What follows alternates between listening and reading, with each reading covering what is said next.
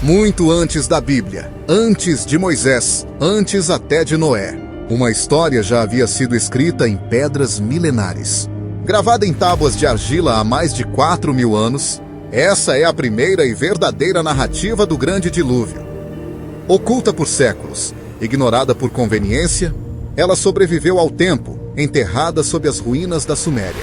E agora será revelada a você, como nunca antes contada.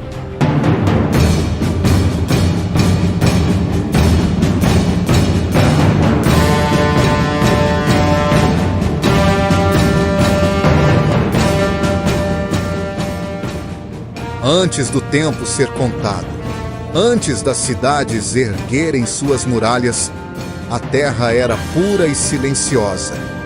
Foi nesse silêncio que eles desceram dos céus. Os Anuna, os grandes deuses. Vieram não como lendas, mas como presenças reais, poderosas, vibrando com uma energia que o solo nunca conhecera. Cada passo deles fazia o chão cantar, e as águas dos rios se curvavam à sua presença. Entre eles havia um líder, Enlil, o Senhor dos Céus, imponente, severo, o portador da autoridade sobre os ventos e o destino dos homens. Seus olhos eram como tempestades, sua voz, um trovão eterno.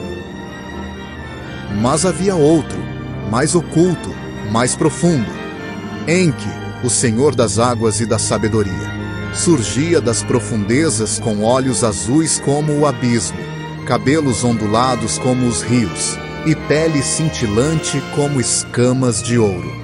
Seus pés deslizavam como se nunca tocassem o chão, e em sua testa brilhava um símbolo em espiral, girando levemente, como se contivesse o movimento da vida.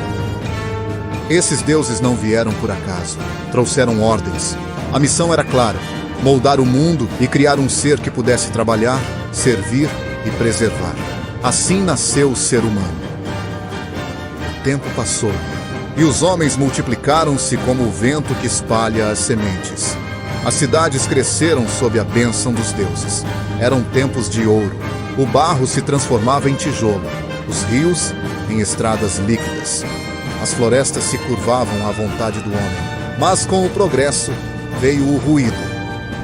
As vozes humanas tornaram-se gritos, as preces viraram exigências.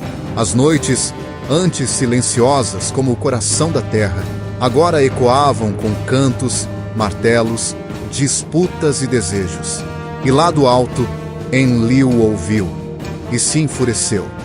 Eles esqueceram quem lhes deu o fôlego, murmurou Enlil, com os olhos faiscando trovões. Esqueceram que seus corações batem ao compasso que eu determinei. Em seu trono de nuvens negras, Enlil convocou a Assembleia dos Deuses. O salão sagrado tremeu, e os Anuna se reuniram. Alguns hesitavam, outros, já sedentos por equilíbrio, concordaram. Foi decidido: a humanidade deveria ser extinta. Não por fogo, nem por guerra, mas por águas eternas, o dilúvio.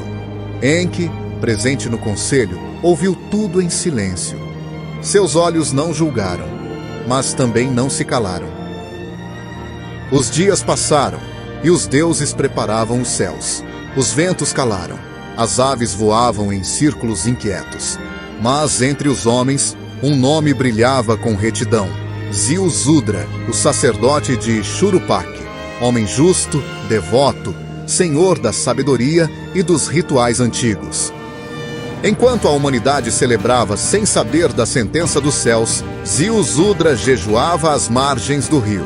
E foi ali, entre o silêncio da água e o som da própria respiração, que a verdade foi revelada.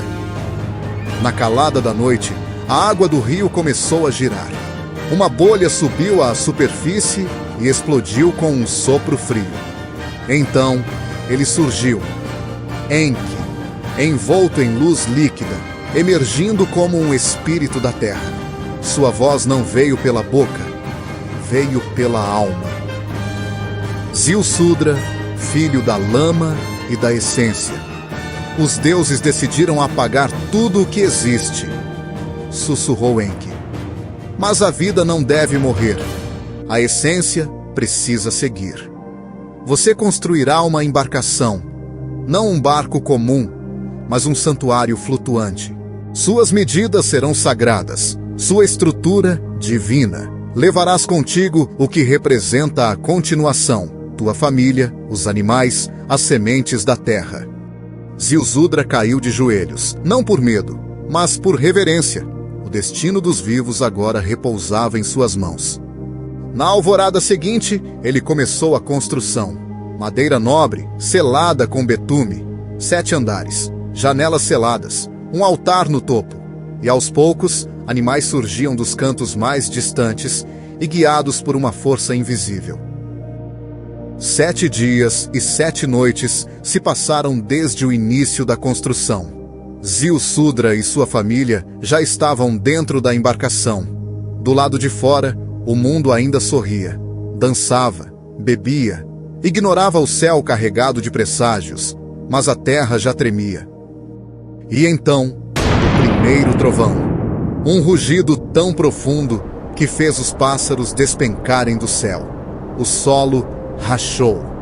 Do alto dos céus, Enlil ergueu os braços, e os portões da tempestade se abriram.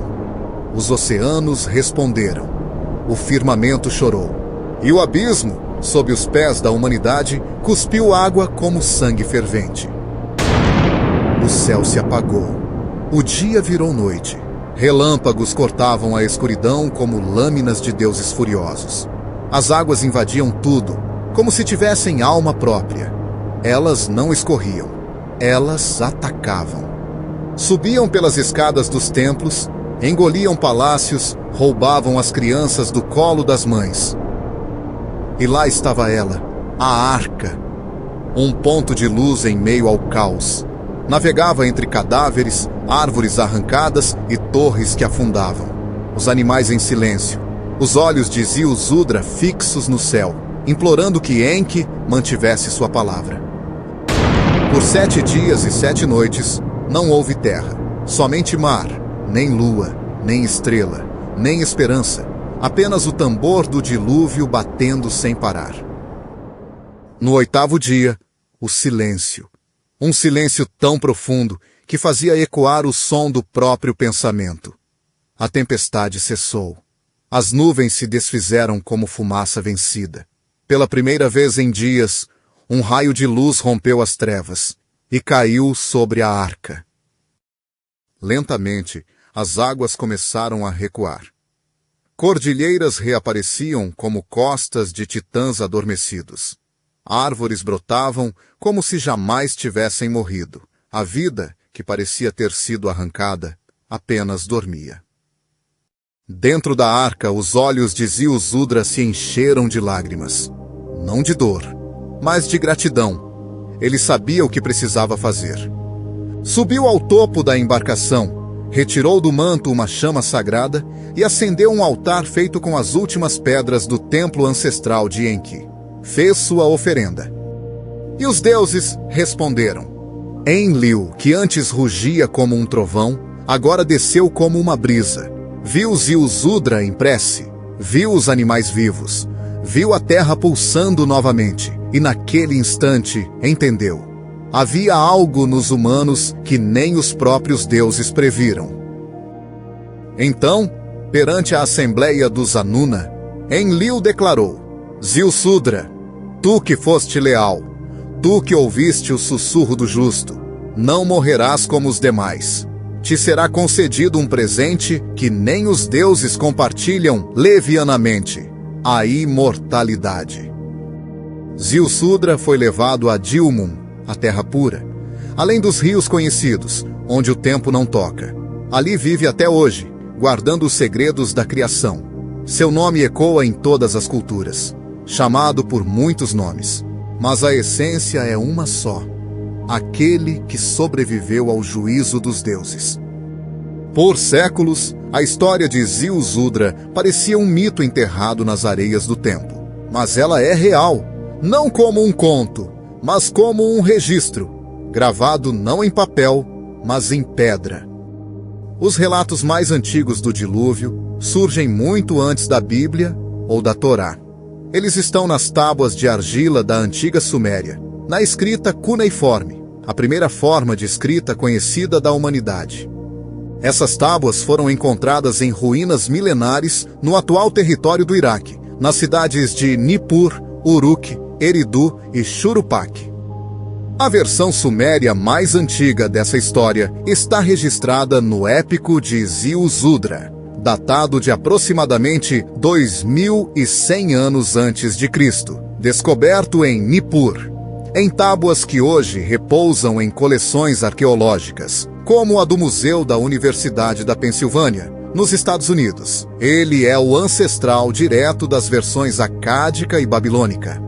Mais tarde, essa mesma narrativa foi reescrita no épico de Atrahasis, cerca de 1800 anos antes de Cristo, e posteriormente no famoso épico de Gilgamesh, em sua 11ª tábua, onde o personagem Utnapishtim conta, palavra por palavra, a mesma saga.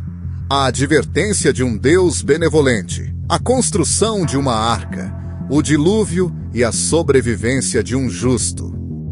Essas tábuas estão expostas ou armazenadas nos maiores museus do mundo, entre eles o British Museum, em Londres, que guarda a 11ª tábua do épico de Gilgamesh, número de inventário BM78941, onde o dilúvio é descrito em detalhes. O Museu do Louvre, em Paris, que conserva fragmentos de versões sumérias e acádicas. O Museu de Arqueologia Oriental da Universidade de Chicago, com vasto acervo de tábuas da Mesopotâmia. E o já citado Museu da Universidade da Pensilvânia, com a tábua de Ziusudra de Nippur. E não é coincidência, essa história do grande dilúvio atravessa culturas. Surge no Antigo Testamento, ecoa nos mitos hindus como a lenda de Manu. Aparece entre os gregos com Deucalião, entre os chineses, entre os maias, entre quase todos os povos antigos. O que antes era visto como mitologia, hoje é considerado por muitos estudiosos como memória ancestral de um evento real. Uma grande catástrofe hídrica, ocorrida entre 10.000 e 5.000 anos antes de Cristo, talvez após o derretimento das geleiras da última era glacial. Assim, o nome Ziusudra, também conhecido como Utnapishtim, Atrahasis ou Noé, não é apenas um personagem, é um símbolo, o eco imortal de quando a terra afogou sua dor, para renascer em silêncio.